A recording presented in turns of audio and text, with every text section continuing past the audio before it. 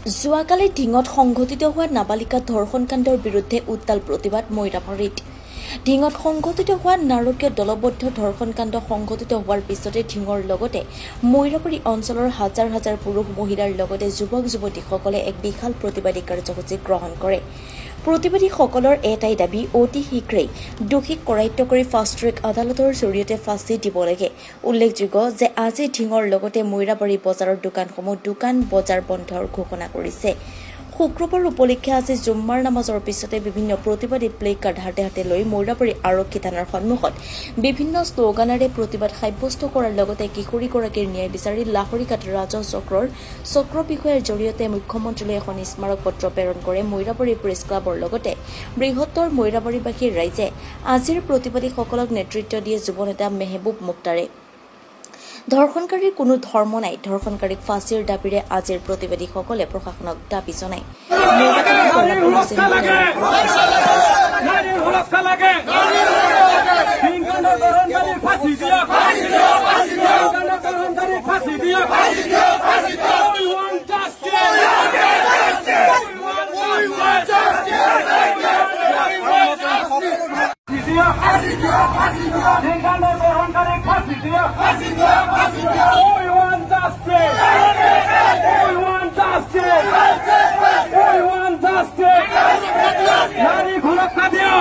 I'm giving justice to the rape victim of Dhing, Naga Assam.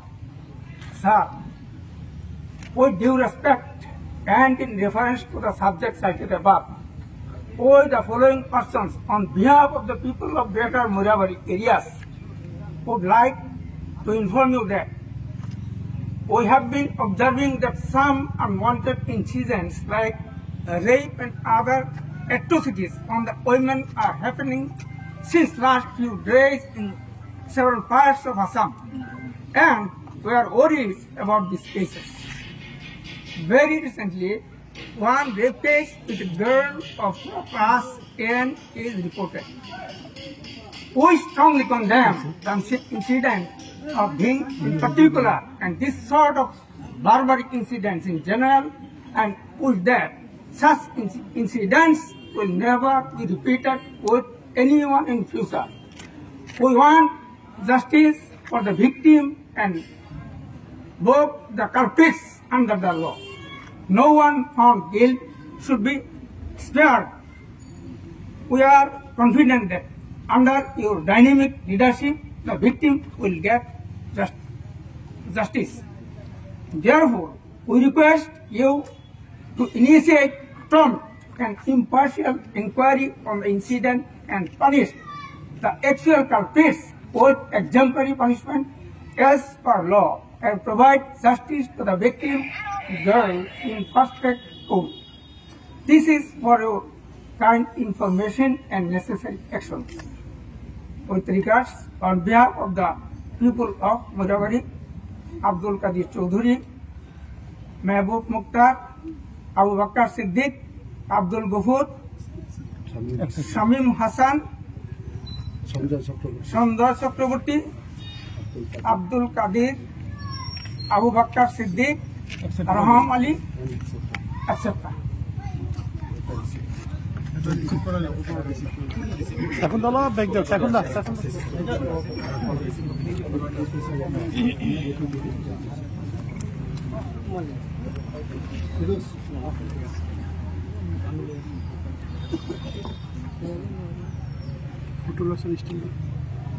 জাংগি still photo লোৱা দুটামান আমাৰ ইয়াৰ পৰা অহা নাই ভালকে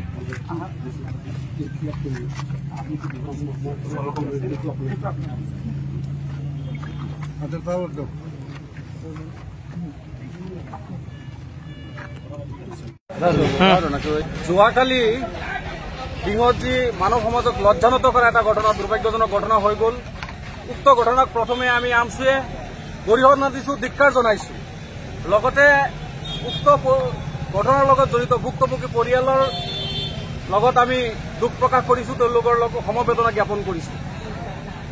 কথা হৈছে, ঢিঙৰ যি নাৰকীয় যি ধৰ্ষণ কাণ্ড সংঘটিত হ'ল, উক্ত ঘটনাত জড়িত ব্যক্তিসকলক আৰক্ষীয়ে দৃষ্টান্তমূলক শাস্তি বিহিব লাগে। তেওঁলোকক কঠোৰৰ পৰা কঠোৰতম পদক্ষেপ গ্ৰহণ কৰি তেওঁলোকক আইনৰ জৰিয়তে ফাষ্টেগ আদালতৰ জৰিয়তে ফাঁচীৰ দাবী জনাইছো আমি আমছুৱে। এই ঘটনাৰ লগত জড়িত যোনেই নহওক তেওঁলোকক কৰায়ত্ব কৰিব লাগে। আৰু ইতিমধ্যে কিছু সংবাদ মাধ্যমৰ জৰিয়তে কিছু কথা ওলাইছে বিয়ে সম্প্ৰদায়। আমাৰ আমছুৰ কথা হ'ল কোনো সম্প্ৰদায়, কোনো জাত, কোনো ধৰ্মৰ কথা নাই, অপৰাধীৰ কোনো ধৰ্ম নাই। তেওঁ যোন ধৰ্মৰে নহওক তেওঁক ফাঁচীৰ দাবী জনাইছো, তেওঁক দৃষ্টান্তমূলক শাস্তি আমি আমছুৱে দাবী জনাইছো। আৰু উক্ত ঘটনাৰ লগত জড়িত প্ৰতিজন ব্যক্তিক অহা 24 ঘণ্টাৰ ভিতৰত আৰক্ষীয়ে কৰায়ত্ব কৰাৰ কাৰণে আমি দাবী উত্থাপন কৰিছো। মৈৰাবাৰী সাংবাদিক সমাজেও ধিংগৰ যিটো দৰ্শন কাণ্ডৰ ইয়াক তীব্ৰ ভাষাৰে গৰিহণা দিছে আৰু এই দৰ্শন কাণ্ডৰ লগত জড়িত 3 পাচণ্ডক অতি শীঘ্ৰে কাৰায়ত্ব কৰিবৰ কাৰণে আমি অসম চৰকাৰ আৰু অসম আৰক্ষীক মৈৰাবাৰী সাংবাদিক সমাজে দাবী জনাইছে। আৰু এনেকুৱা ঘটনা যাতে দ্বিতীয়বাৰ নহয় তাৰ কাৰণে সকলোৱে সতৰ্ক হ'বৰ কাৰণে ধিংগৰ যি ঘটনা হৈছে এই ঘটনা যাতে আৰু দ্বিতীয়বাৰ নহয় তাৰ কাৰণে সকলোৱে সতৰ্ক হ'বৰ কাৰণে মৈৰাবাৰী সাংবাদিক সমাজে আহ্বান জনাইছে।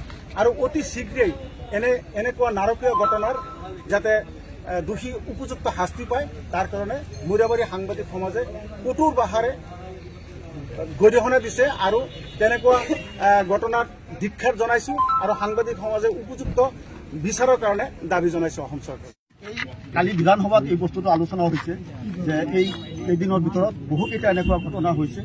যোৱাকালিৰ যিটো ঘটনা আমাৰ ধিং অঞ্চলৰ অত্যন্ত মৰ্মান্তিক, ঘৃণনীয়। আমি ধিক্কাৰ দিছো এনেকুৱা ঘটনাত। মানৱ সমাজত যে এনেকুৱা ঘটনা হ'ব পাৰে। চবৰ ঘৰে ঘৰে ল'ৰা ছোৱালী আছে, স্কুলত যায় পঢ়ে, টিউশ্যন পঢ়ে।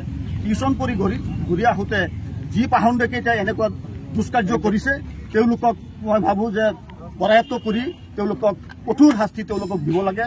যিটো ফাষ্টেগ আদালতৰ কথা কোৱা হৈছে এইটো 1 মাহৰ ভিতৰত তেওঁলোকৰ এই তদন্ত কৰি তেওঁলোকক বিচাৰ প্ৰক্ৰিয়া সমাপন কৰি তেওঁলোকক এনেকুৱা এটা দৃষ্টান্তমূলক শাস্তি দিব লাগে যে মানুহে এবাৰ এনেকুৱা কাম কৰাৰ আগত 10 বাৰ চিন্তা কৰে যে এনেকুৱা ঘটনাৰ হয়। আজি যিটো কথা ওলাইছে যে এই মুছলিম সম্প্ৰদায়ৰ এই ল'ৰাকেইটা, আমি ক'ব বিচাৰিছো এইটোৱেই মানে অপৰাধীৰ কোনো ধৰ্ম নাই। তেওঁলোক আৰু মুছলমান হিচাপেতো তেওঁ এইটো কৰিবই নোৱাৰে। যদিও তেওঁ ইছলামৰ বিষয়ে ন্যূনতম জ্ঞান আছে তেওঁলোকে এইবিলাক কাম কৰিব নোৱাৰিলেহেঁতেন। কাৰণ ইছলামত ইয়াৰ বিৰুদ্ধে কঠোৰ শাস্তিৰ বিধান আছে আৰু সেইটোতো তেওঁলোকে ভোগ কৰিব লাগিব মৃত্যুৰ পিছত। এতিয়া তেওঁলোকক যিমান কঠোৰ শাস্তি আছে তেওঁলোকক দিব লাগে। আৰু আমি এটা কথা আশ্বস্ত কৰিব বিচাৰিছো ধিংবাহী অঞ্চলত যে এনেকুৱা ঘটনা হৈছে। আমি অত্যন্ত মৈৰাবাৰী অঞ্চল অত্যন্ত মৰ্মান্তিক আঘাত পাইছো। আমি তেখেতসকলৰ লগত আছো। যি ছোৱালী আজি এনেকুৱা হৈছে, যাৰ ঘৰৰ ছোৱালীৰ এনেকুৱা ঘটনা হৈছে, আমি অনুভৱ কৰিব পাৰোঁ। আমাৰ ঘৰতো আমাৰ নিজৰ ভনী মাতৃ, আমাৰ নিজৰ কন্যা সন্তান আছে। আমি অনুভৱ কৰিব পাৰোঁ সেই ভুক্তভোগীৰ বাপেকজনৰ কি অৱস্থা, মাকৰ কি অৱস্থা। আজি তেওঁলোকৰ লগত আমি সমানেই আজি আমি দুখ প্ৰকাশ কৰিছো। তেওঁলোকৰ লগত আমি আছো। যিকোনো ধৰণৰ প্ৰতিবাদ, যিকোনো ধৰণৰ কাৰ্যসূচীত আমি তেওঁলোকৰ লগত আছো। তেওঁলোকৰ কোনো জাতি ধৰ্ম নাই। ৰেপিষ্ট ইয়াৰ মুছলমান, হিন্দু, খ্ৰীষ্টান কোনো ধৰ্ম নাই। কোনো ধৰ্মত ৰেপ কৰাৰ অনুমতি নাই। ইয়াৰ বিৰুদ্ধে কঠোৰ শাস্তি আছে সকলো ধৰ্মতে। গতিকে এওঁলোক এইবিলাক কোনো ধৰ্মই নাজানে, ইহঁত কোনো ধৰ্মৰেই নহয়। যি নাৰকীয় কাণ্ড সংগঠিত হৈ গ'ল, এগৰাকী ছাত্ৰী টিউশ্যন কৰি ঘৰলৈ উভতি অহাৰ পিছত যি জঘন্য কাণ্ড সংগঠিত হৈছে, নাবালিকাক দলবদ্ধভাৱে দৰ্শন কৰা হৈছে। তেনে ক্ষেত্ৰত আজি আমাৰ মৈৰাবাৰীবাসী ৰাইজে, বৃহত্তৰ মৈৰাবাৰী অঞ্চলৰ ৰাইজে আজি প্ৰতিবাদ সাব্যস্ত কৰিছোঁ। আৰু অহা 24 ঘণ্টাৰ ভিতৰত অসম আৰক্ষীয়ে দোষীক চিনাক্ত কৰি ফাষ্টেগ আদালতৰ জৰিয়তে মানে শাস্তি প্ৰদান কৰাৰ দাবী উত্থাপন কৰিছোঁ। আৰু যি অসমৰ গৃহ বিভাগ আছে, মই ভাবোঁ যে গৃহ বিভাগ সম্পূৰ্ণৰূপে ব্যৰ্থ হৈছে। অসম আৰক্ষীয়ে গৃহ বিভাগৰ যি শ্লোগান আছিলে বেটী বচাও বেটী পঢ়াও, এইটো ফটকাৰ ফেনত পৰিণত হৈছে। কাৰণ আজিৰ দিনত আমাৰ নাৰী, ছোৱালী, ছাত্ৰী কোনো সুৰক্ষিত নহয়। এইকাৰণে মই দাবী জনাইছোঁ আমি যে আমাৰ নাৰীক সুৰক্ষা দিব লাগে আৰু অনতিপলমে 24 ঘণ্টাৰ ভিতৰত দোষীক কৰায়ত্ব কৰি ফাষ্টেগ আদালতৰ জৰিয়তে ফাঁচীৰ দাবীত উত্থাপন কৰিছোঁ।